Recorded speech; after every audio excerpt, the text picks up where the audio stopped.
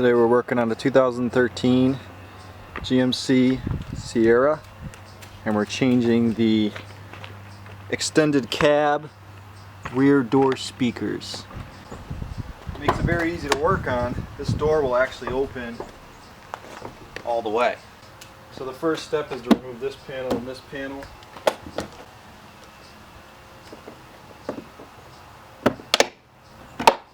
And they just unclip.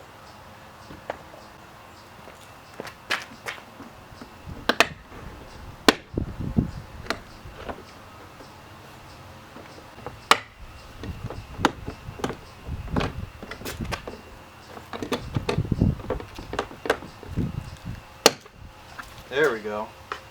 That bottom clip was being very stubborn for me. Okay, so now we got to remove two covers, one here and one here. So there's that cover. There's that cover. And you can see, you know, it took a little force with these plastic pieces. If I had screwdrivers, I would have dug right in and scratched the heck out of that. Okay, so now we're going to remove these three 10mm bolts.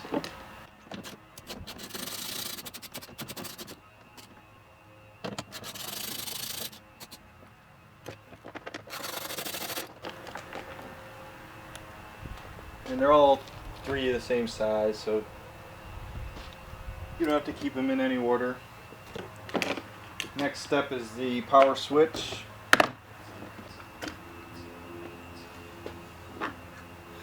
Sometimes they're a pain, but I got it out. Alright, and the next step is to start at the bottom or the side edge here and work your way around.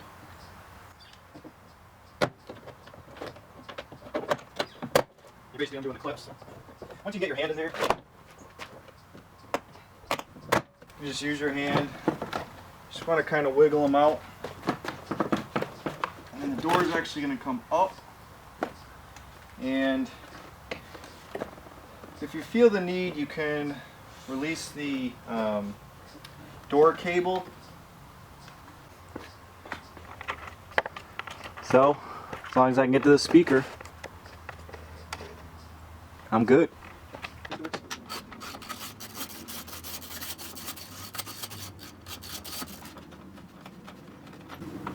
So this 10mm screw is a little bit longer.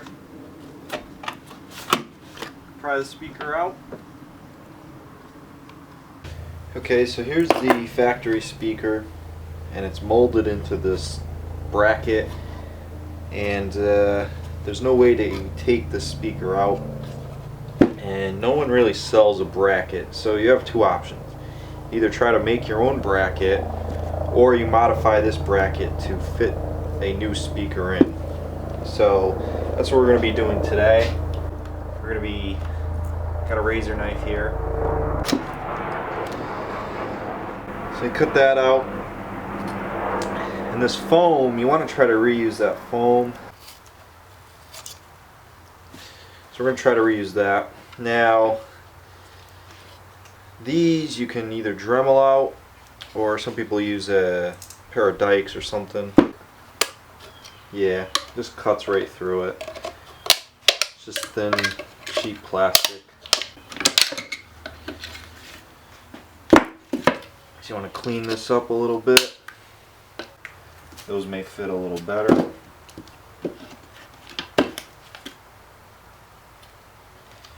Okay, so it's just about there. Okay, so I got a few areas marked with the Dremel. Okay, so I ran the Dremel, I cut out a lot of this, smoothed it all out, and now the speaker fits nicely in there. Need to line this up as best as I can. You're not going to see the speaker, so it doesn't have to be perfect. Just drill some pilot holes here.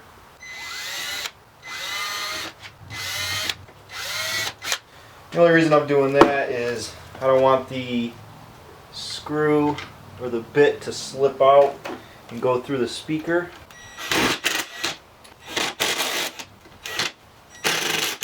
Alright, and then I'll hand tighten these down.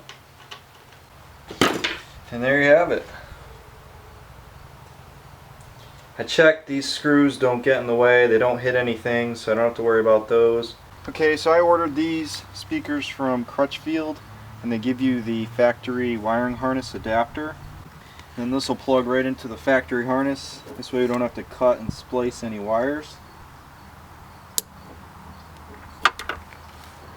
I'm going to go ahead and button this up. Got our 10mm screw.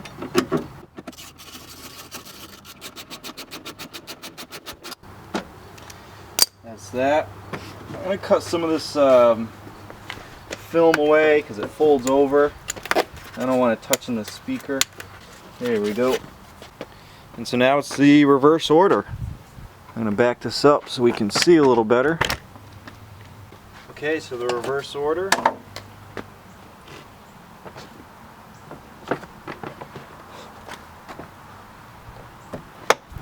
Slide this down. That'll lock in. Make sure you can get to the power window.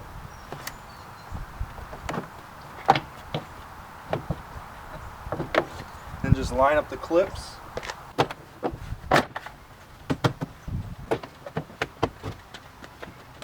Alright, that's a good seat. Okay, we'll start with the power switch. Locks down. We got our 3 10mm bolts.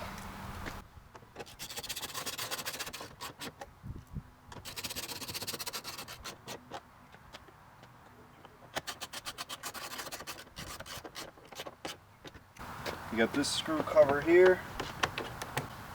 We got this one here.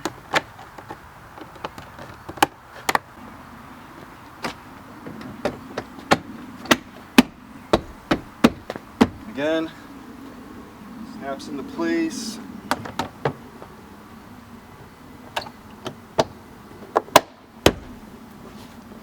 Three snaps, and this door is good to go. So we'll test it.